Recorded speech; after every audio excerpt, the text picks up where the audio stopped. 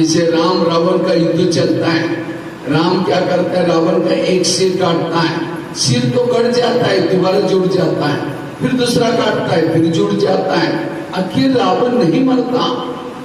చూడండి, రాముడికి యుద్ధం జరుగుతూ ఉంటుంది. రాముడు బాణం వేయగానే రావణుడు తలకాయ ఒకటి తెగిపోతుంది, మళ్ళీ ఇంకోటి వచ్చేస్తుంది, మళ్ళీ ఒకటి తెగుతుంది, మళ్ళీ ఒకటి వచ్చేస్తూ ఉంటుంది. ఆఖరికి రావణుడు చనిపోడు. लास्ट में विभीषण आता है, राम के कान में दो चार बातें सुनाता है, कहता है ऐसा नहीं मरेगा, उसके नाभि में तेल लगाओ, और जब नाभि में तेल लगा रावण क्या हो गया, मर गया।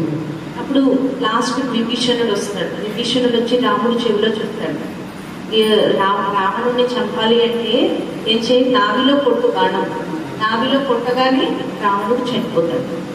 इसी तरह आज हम भी रावण को मारने में लगे, कोई 2 साल से, कोई 4 साल से, कोई 10 साल से, लेकिन हम क्या करते हैं, उसके गले काट रहे हैं, कभी काम का गला काटते हैं, कभी क्रोध का काटते हैं, गले तो कट जाते हैं, दोबारा जुड़ जाते हैं, लेकिन नाभि में तो लगाओ, नाभि अर्थात देह का भान, नाभि अर्थात अपनी कमजोरी को खत्म करना।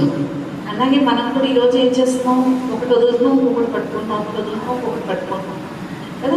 ఇప్పుడు ఏం చేయండి, నాభిని ఈరోజు కామం యొక్క భూతం వస్తుంది, రేపు క్రోధం, ఎల్లుండి లోభం, తర్వాత మోహం, అలా కాకుండా నాభిలో పుట్టినట్టు దేహాభిమానాన్ని మనం సమాప్తి చేయాలి.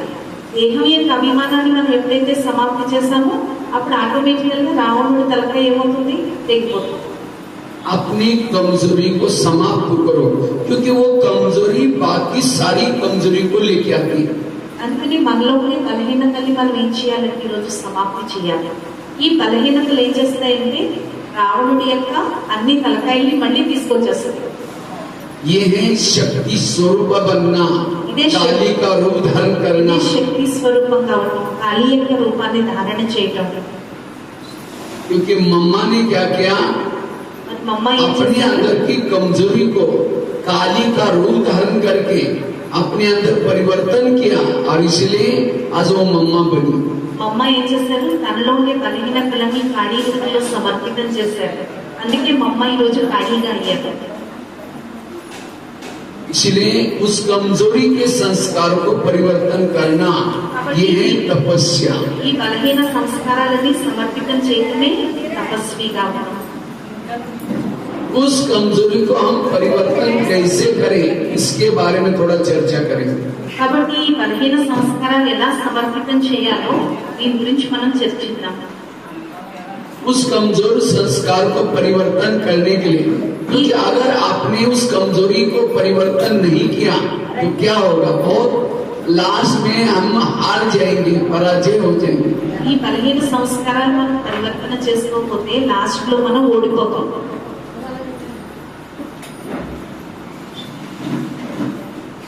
इसलिए कई बार बाबा कहते हैं मेरे अच्छे अच्छे बच्चे थे, लेकिन आज वो है ही नहीं, चले गए। क्यों? उन्होंने कमजोरी को परिवर्तन नहीं किया। అందుకే బాబా చాలా సార్లు మురళిలో చెప్తారు, నా మంచి మంచి పిల్లలు కూడా నన్ను మర్చిపోతున్నారు, బలహీనమైపోతున్నారు. इसलिए आज के इस मम्मा के दिन के स्मृति के दिन हमें उस कमजोर संस्कार को क्या करना है, परिवर्तन करने का दृढ़ संकल्प करना है। రోజు మమ్మ యొక్క స్మృతి దినం రోజు మనం స్వయంలోని బలహీనతలన్నీ కూడా పరివర్తన చేసుకోవాలి అని అటెన్షన్ పెట్టండి. అందరూ మురళిపైన అటెన్షన్ పెట్టండి. వీళ్ళందరూ అటెన్షన్ గా ఉన్నారా, ఇక్కడే ఉన్నారా?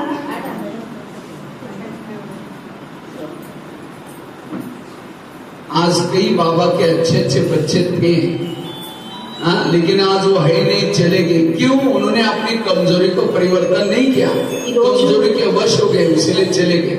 ఈ రోజు బాబాకి మంచి మంచి పిల్లలు ఉన్నారు, వాళ్ళు బలహీనతలన్నీ కూడా సమర్పితం చేయలేదు, అందుకని బాబా చెయ్యొదిలేసి వాళ్ళు పారిపోయారు.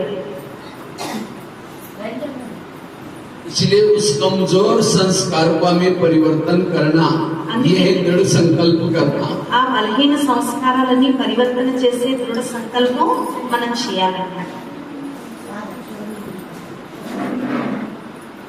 उस कमजोर संस्कार को पहले, जैसे कहा कि आपने पहले ढूंढना है कि मेरे अंदर कमजोरी क्या है, और उसको परिवर्तन करने के लिए जैसे बहुत सुंदर एक स्टोरी आपको सुना तो अगर कमजोर को परिवर्तन नहीं करेंगे तो क्या होगा? బలహీన సంస్కారాలు మనం పరివర్తన చేయకపోతే ఏమవుతుంది? బలహీన సంస్కారాలు పరివర్తన చేయకపోతే एक స్టోరీ చెప్తాను మీకు. एक राजा था, शिकार करने के लिए जंगल में जाता है, लेकिन उसको कोई शिकार नहीं मिलती, तो इसीलिए क्या करता है, अपना चक्कर लगा रहा था. इतने में उसकी नजर एक भिखारी के ऊपर पड़ी. भिखारी సార్ ఏమైందంటే ఒక అడవిలో మహారాజు వేటకు వెళ్ళాడు. రోజు అతనికి వేట దొరికేది కాదు, వెళ్ళేవాడు కానీ వేట దొరికేది కాదు. ఒకసారి అతని అటెన్షన్ దేని మీద పడిందంటే భికారి మీద, ఒక అడుగుని వాడి మీద పడింది. वो भिखारी देखने में बड़ी सुंदर थी, अच्छी थी, इसीलिए राजा ने क्या किया, उसको घोड़े पर बैठा करके अपने महल में लेके आया. ఆ భికారి అడుగునేవాడు చాలా బాగున్నాడు, అందంగా ఉన్నాడు. రాజు ఏం చేశాడంటే అతన్ని తన మహల్లోకి తీసుకెళ్ళాడు. तो दासियों को बुला करके कहा कि ये मेरी रानी है, आप लोग इसको अच्छी तरह सजाना, सब कुछ करना. तो दासियों ने क्या किया, उसको अच्छी तरह नहलाया, मखमली ड्रेस पहना दिया, ताज पहना दिया, गहने पहना दिया और बिल्कुल उसको रानी बना करके महल में रख दिया. రాజు ఏం చెప్పాడంటే ఇతను ఈమె నా రాణి, అందంగా తయారు చేయండి. నగలు వేసారు, బట్టలు కట్టారు, మగ్గమల బట్టలు కట్టారు, పట్టు బట్టలు కట్టారు, బాగా తయారు చేశారు. लेकिन भिखारी तो भिखारी थी, उसने कभी ताज पहना नहीं था, गहने पहने नहीं थी, मखमली ड्रेस पहना नहीं था. భికారి అంటే భికారియే కదా, ఎప్పుడు పచ్చి బట్టలు కట్టుకోలేదు, పట్టు చీరలు కట్టుకోలేదు, నగలు వేసుకోలేదు ఎప్పుడూను. భికారియే కదా. उसको ये ताज लगता है कि मेरे सिर पर ये लोगों ने टोकरा क्यों रखा है, वो भारी लगता है, उसको निकाल करके फेंक देती. కిరీటం పెట్టుకోగానే నెత్తి మీద గంప పెట్టినట్టు ఉండేది, అది పెట్టగానే తీసి విసిరేసేవారు అన్నమాట. जो मखमली ड्रेस था उसको नींद नहीं आती, उसको निकाल करके अपना पुराना फटा हुआ ड्रेस पहन लेते. పట్టు చీర కట్టగానే అది ఇప్పేసి చిరుపైన బట్టలు కట్టుకునేది, నిద్ర పట్టేది కాదు. और गहने निकाल करके फेंक देते. कहते ये भारी भारी क्या पहना हुआ है. నగలు పెట్టుకుంటే నగలు తీసేసేవారు, ఏదో బరువుగా అనిపించేది అనమాట అదంతా. राजा को जब पता चला, రాజుకు తెలిసింది. ఫ్యాన్ పెట్టిండకి కరెంట్ పోయింది, మళ్ళీ వేసుకుంది.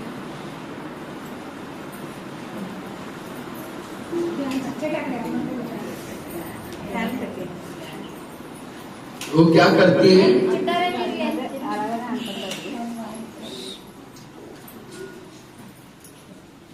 उस दासियों ने क्या किया, जाकर के राजा को बोला आपकी रानी ऐसे ऐसी करती है, और उसको 36 प्रकार का भोजन दिया था. वो गुलाब जामुन देखते कहते काला क्या रखा है, उसको निकाल करके फेंक देते हैं. सारी चीजें 36 प्रकार का भोजन कभी खाया नहीं था.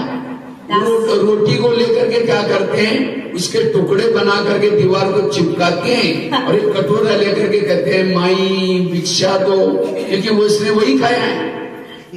రోజు 36 రకాల పిండి వంటలు పెట్టేవారు, నాకు నచ్చేది కాదు.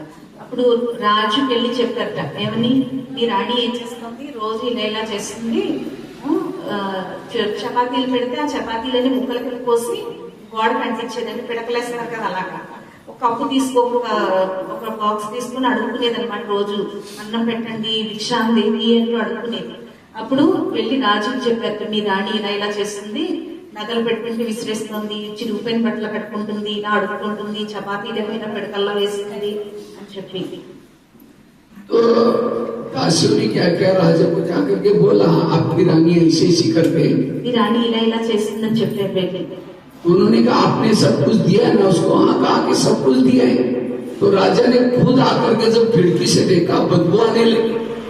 तो गंदे कपड़े पहने, पुराने कपड़े पहने, और उसके बाद ताज निकाल दिए हैं और सारा सामान पड़ा हुआ है. तो राजा ने कहा तो ऐसे क्यों करते हैं, कहते मुझे यही अच्छा लगता है. तो राजा ने क्या किया, उसको उठा करके घोड़े पर बिठा करके लास्ट में लेके जा करके जंगल में छोड़ के आए. देखो कितना अच्छा उसका भाग्य बनाया था, संस्कार नहीं बदला, आपने पांव पर कुल्हाड़ा मार दिया, वापिस चली गई जंगल में. అప్పుడు ఒక రోజు ఏం చేశాడంటే ఇలా వీడు చెప్తుంటే రాజుకి అనిపించలేదు. అప్పుడు కిటికీలో చూసాడు ఏం జరుగుతుందని. కిటికీలో చూసేసరికి రాజుకి చాలా చెడు అనిపించింది. లోపల నుంచి ఒక వాసన వస్తుంది అనమాట. ఏం చేసింది, లోపల నుంచి చెరువు పట్ల కట్టుకుంది, అడుక్కుంటుంది, అన్ని నగలు తీసేసింది. అప్పుడు రాజు ఏం చేశాడంటే తీసుకెళ్లి గుర్రం మీద ఎక్కించుకుని అడవిలో వదిలేసాడు అనమాట. అంటే తన కాళ్ళని తన చెట్టు కొమ్మని తనే నరుకున్నట్టు అయిపోయింది. అంటే అంత అదృష్టాన్ని ఇచ్చినా కూడా ఆ భాగ్యాన్ని తను సరిపెట్టుకోలేకపోయింది. ये कहानी किसी और की नहीं, हमारी अपनी कहानी है। आज हम भी दुनिया में भटक रहे थे। हे भगवान सुख दो, हे भगवान शांति दो, ज्ञान का एक बूंद दो। बाबा की नजर हमारे पर पड़ी, वहां से उठा करके सेंटर पर लाया, 7 दिन तक नहलाया, फरिश्ता का ड्रेस पहना दिया, जिम्मेवारी का ताज पहना दिया, क्या से क्या बनाया। लेकिन फिर भी हम अपने संस्कार नहीं बदलते। वो फरिश्ता का ड्रेस निकाल करके चमड़ी का ड्रेस पहन लेते हैं, जिम्मेवारी का ताज निकाल लेते हैं। तो बाबा कहेंगे यहाँ से जाना तो भले जा सकते, चले जाएंगे। బాబా చూడండి, మనల్ని కూడా ఆ కథ ఎవరితో కాదు, మనది. బాబా కూడా మనల్ని ఏం చేశారు, బయట ప్రపంచం నుంచి తీసుకొచ్చారు. 7 రోజుల కోర్సు చెప్పారు, మనకి బాధ్యతని కిరీటాన్ని ఇచ్చారు కదా. మనకి రోజు బాబా రోజు జ్ఞాన స్నానం చేయిస్తున్నారు. రోజు కూడా మనపైన బాబా మనకి ఎంతో అటెన్షన్ ఇప్పిస్తున్నారు. అయినా కూడా మనం ఏం చేస్తున్నాం, మనం ఎక్కిన కొమ్మని మనమే నరికేసుకుంటున్నట్లుగా మనం మారిపోతున్నాం. వెళ్ళి మనం మాయా ప్రపంచంలోకి వెళ్ళిపోతున్నాం. इसलिए आज के दिन ये संकल्प लो कि मुझे अपनी कमजोरी को परिवर्तन करना है। इसलिए काली रूप का धारण करो, काली रूप बनो, दृढ़ संकल्प से अपनी कमजोरी को परिवर्तन करो। అందుకని ఈ రోజు నుంచి అందరూ కూడా ఏం చేస్తారు, మీ లోపల ఏవైతే లోపాలు ఉన్నాయో వాటిని పరివర్తన చేసుకోండి. ఖాళీ రూపం అయిపోండి. ఖాళీ రూపం అయిపోయి ఏం చేయండి, లోపల ఉండే వికారాలు ఏవైతే అవగుణాలు ఉన్నాయో వాటిని పరివర్తనలోకి తీసుకురండి. विकारों पर काली रूप धारण करो, किसी दूसरे के ऊपर नहीं। हम क्या करते हैं, किसी के दूसरे की कमजोरी के ऊपर हम क्या करते हैं, कोई गुस्सा करता हम भी काली का रूप धारण करते हैं। लेकिन नहीं, अपने संस्कारों पर काली का रूप धारण करो और दूसरे के लिए शीतला बनो। వికారాల కోసం ఖాళీ రూపం అవ్వండి తప్పించి ఇతరులపైన మీరు ఖాళీ రూపం అవడం కాదు. ఎవరైనా కోపం చూపిస్తున్నారు అనుకోండి, మనం కూడా ఖాళీ రూపం అయిపోతాం. అలా అవ్వద్దు. ఇతరులపైన శీతలాదేవి రూపాన్ని చూపించండి. तो इसलिए अपने कमजोरी, और मम्मा ने ये पुरुषार्थ किया, इसलिए मम्मा मम्मा बनी। मम्मा एक गलती दोबारा नहीं रिपीट होने देते थे। అందుకే మమ్మ కింద అయ్యారు. మమ్మ ఒకసారి చెప్పిన తప్పు రెండోసారి అవనిచ్చేవారు కాదు. लेकिन हम क्या करते हैं, जैसे ही रक्षाबंधन आता है बाबा को चिट्ठी लिख करके रखेंगे, बाबा मैंने इस भूलों को बहुत बार किया, इस साल रिपीट नहीं करूंगी। फिर अगले बार कितना बार रिपीट करेंगे, फिर नया साल आता कहते बाबा ये गलती दोबारा। और कोई भी गलती हम बार बार दोहराते वो संस्कार बनता है, और जिसके बार बार कमजोरी करता है वो कमजोर आत्मा है, वो शक्ति स्वरूपा नहीं है। చూడండి, మనం రక్షాబంధన్ వచ్చినప్పుడు బాబాకి లెటర్ రాస్తాం. బాబా నాలో ఈ బలహీనత ఉంది, ఈ బలహీనత మళ్ళీ నేను రిపీట్ చేయను.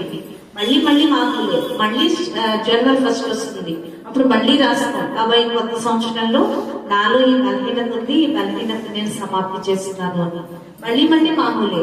అంటే ఎప్పుడైతే ఒకసారి జరిగిన తప్పు ఇంకొకసారి చేస్తామో అది మనకి సంస్కారం రూపంలో తయారైపోతుంది. ఆ సంస్కారం రూపంలో ఎప్పుడైతే తయారైందో మన స్థితి ఏమవుతుంది, బలహీనమైపోతుంది అన్నమాట. उस कमजोरी को परिवर्तन करने के लिए हमें कौन सा पुरुषार्थ करना है, ఆ బలహీనతని సమాప్తి చేసేందుకు మనం ఎటువంటి పురుషార్థం చేయాలి? उसके लिए उस कमजोरी को परिवर्तन करने के लिए हमें क्या करना है, सबसे पहले चेक करना है कि वो कमजोरी क्या है, और उस कमजोरी को दोबारा बार बार हमें रिपीट होने नहीं देना है। ఆ సంస్కారం అంటే మన లోపల ఏదైతే బలహీనత ఉందో బలహీనత ఏంటనేది ముందు మనం తెలుసుకోవాలి. తెలుసుకుని ఆ బలహీనతని మనం మాటికి రిపీట్ చేయకూడదు. ఆ తప్పు మళ్ళీ మనం సరి చేయకూడదు. उस कमजोरी को वश होने से वायुमंडल खराब हो जाता है। ఆ తప్పుకి ఎప్పుడైతే మనం బలహీనతకి ఎప్పుడైతే మనం వశమవుతామో మన చుట్టూ ఉండే వాతావరణం కూడా పాడైపోతుంది. उस कमजोरी के वश होने से हमने जो कमाया वो कमाई चट हो जाती है। जैसे गाड़ी स्पीड से चल रही, अचानक ब्रेक लग गया, उसका स्पीड जीरो हो जाता है। इसी तरह हम भी तीव्र पुरुषार्थ करते हैं, कमजोरी के वश होने से जो कमाया सारा खत्म हो जाता है। అలాగే మనం ఏదైతే బలహీనతకు వశమవుతామో అప్పుడు మన పురుషార్థం అంతా వ్యర్థమైపోతుంది. ఇప్పుడు చూడండి, నడుస్తూ ఉండే బండికి కారు బ్రేక్ వేస్తే అది ఎలాగైతే ఆగిపోవాలో అలా ఉండాలి. పురుషార్థం బలహీనం అవ్వకూడదు. उस कमजोरी के वश होने से एक तो हम कमजोर आत्मा बन जाते हैं। బలహీనతకి ఎప్పుడైతే వశీభూతం అవుతామో ఒకటి మనం బలహీన ఆత్మ కింద అయిపోతాం. तो उस कमजोरी को परिवर्तन करने के लिए, समाप्त करने के लिए हमें क्या पुरुषार्थ करना है, उसके लिए मैं 8-9 बातें आपको सुनाता हूँ। आज से इस मम्मा के दिन, स्मृति के दिन हम ये 8-9 बातों को सुन करके अपने अंदर की कमजोरी को परिवर्तन करके जाना, शक्ति स्वरूप बन के जाना। మరి ఈ రోజు మీకు ఆ బలహీనతలన్నీ కూడా తొలగించుకోవడానికి ఒక 8-10 విషయాలు నేను చెప్తాను. మరి ఈ రోజు మీరందరూ మమ్మా దేవుడి రోజు వచ్చారు, మమ్మా వ్యక్తి దినం రోజు. కాబట్టి మీరందరూ కూడా ఈ బలహీనతల్ని కూడా సమాప్తి చేసి శక్తి స్వరూపం కింద తయారై వెళ్ళాలి. అలా వెళ్తారా మరి అందరూ? చెప్పండి, అందరూ వెళ్తారా? बीच बीच में ताली बजा सकते रहेंगे, कोई बात अच्छी लगी तो। ताली बजाने से मेरा उम्र नहीं बढ़ेगा, बाजू में कोई सो रहा है उठ जाएगा, जागृत हो जाएगा। మధ్యలో మీకు ఏదైనా విషయం నచ్చితే చప్పట్లు కొట్టచ్చు అంటారండి. అలా చప్పట్లు కొడితే నిద్రపోయేవాడు కూడా లేస్తారు పక్కన. एक बार बजाओ, అసలు చప్పట్లు కొట్టండి అందరూ. क्योंकि जिसके आंखें बंद है उसका कान भी बंद हो जाएगा ఇవే కొట్టచ్చు ना, जो सुन नहीं सकेगा। ఎవరి కళ్ళైతే మూస్తూ ఉన్నాయి వాళ్ళు వేస్తారు, తెరుచుకుంటే కళ్ళు. तो सबसे पहली बात है, उस कमजोर संस्कार को परिवर्तन करने के लिए अमृत वेले के बाद, अमृत वेला करने के बाद बाबा को अपने उस कमजोरी के बारे में सुना तो बाबा आपको बहुत हेल्प मिलेगी, उस कमजोरी को समाप्त कर सकेंगे। మీరు అమృతవేళ యోగం చేస్తారు కదా, ये पहला पॉइंट है। पहला ఫస్ట్ पॉइंट పాయింట్ ఏంటంటే అమృత్ అన్నయ్య 9 విషయాలు చెప్తానంటారు కదా. ఫస్ట్ పాయింట్, అమృతవేళ ఎప్పుడైతే మీరు లేచి యోగం చేస్తుంటారో అప్పుడు మీ లోపల ఏదైతే బలహీనత ఉందో, ఏదైతే ఉందో అది ఫస్ట్ మీరు బాబాకు చెప్పండి. బాబాకి ఎప్పుడైతే చెప్తారో బాబా తప్పకుండా మీకు సహాయం చేస్తారు. जैसे कोई भी हॉस्पिटल में जब डॉक्टर चक्कर लगाता है तो पेशेंट क्या करता है, उठ करके बैठता है। अगर उठेगा नहीं उसकी बीमारी की दवाई नहीं मिलेगी, इसीलिए पहले से पेशेंट को पता है कि हमारे वार्ड में डॉक्टर इतना बजे आने वाला है, उठ करके बैठता है। చూడండి, ఎక్కడైనా హాస్పిటల్లో డాక్టర్ రౌండ్స్ వేస్తున్నాడు అంటే డాక్టర్ రౌండ్స్కి వస్తాడు. రౌండ్స్కి వచ్చినప్పుడు పేషెంట్ ఏం చేస్తాడు, లేచి కూర్చుంటాడు. అంటే డాక్టర్ వస్తున్నాడు మా వాడికి, నా రోగం చెప్పాలి అంటేనే అప్పుడే మందు దొరుకుతుంది, లేదంటే మందు దొరకదు. इसी तरह ये दुनिया में एक बहुत बड़ा हॉस्पिटल है, इसमें 4 वार्ड बने, America ward, Africa ward, Europe ward और एशिया वार्ड। तो हम कौन से वार्ड में रहते हैं? एशिया वार्ड में। और यहाँ डॉक्टर आने का टाइम है 2 बजे से लेकर के 5 बजे तक बाबा चक्कर लगाता है। और इस दुनिया में जितने भी लोग हैं सारे पेशेंट हैं, कोई काम के वश है, कोई क्रोध के वश है, कोई लोभ के वश है। केवल सुप्रीम सर्जन एक शिव बाबा ही है। जब बाबा हमारे एशिया वार्ड में आता है 2 से 5 बजे तक, उसी समय हमारा फर्ज है उठ करके बैठना। చూడండి, ఈ ప్రపంచం అంతా కూడా హాస్పిటల్, ఇందులో అందరూ రోగులే, అందరూ పేషెంట్లే. ఈ హాస్పిటల్లో 4 వార్డులు ఉన్నాయి. అమెరికా వార్డ్ ఒకటి, ఆఫ్రికా వార్డ్ ఒకటి, ఆస్ట్రేలియా వార్డ్ ఒకటి, ఏషియా వార్డ్ ఒకటి. మనందరూ ఏషియా అన్నమాట, ఏషియా వార్డులో ఉన్నాం. ఈ ఏషియా వార్డులో బాబా ఎప్పుడు వస్తున్నారు, సుప్రీం సర్జన్ డాక్టర్ బాబా ఎప్పుడు వస్తున్నారు, అమృతవేళ 2 నుంచి 5 వరకు వస్తారు. బాబా వచ్చినప్పుడే మన రోగాలు ఏమున్నాయో అవన్నీ కూడా మనం ఏం చేయాలి, లేచి బాబాకు మనం వినిపించాలి. अगर कोई पेशेंट डॉक्टर चक्कर लगा रहा है, पेशेंट को उठ करके बैठा है लेकिन सिर झुका करके नींद करते हुए बैठा है, तो भी इसको दवाई नहीं मिलेगी। ఒకవేళ పేషెంట్ లేచి కూర్చుంటేనే డాక్టర్ నుంచి మందు లభిస్తుంది, లేచి ఇలా కునిపాట్లు పడుతున్నా కూడా డాక్టర్ నుంచి మెడిసిన్ లభించదు.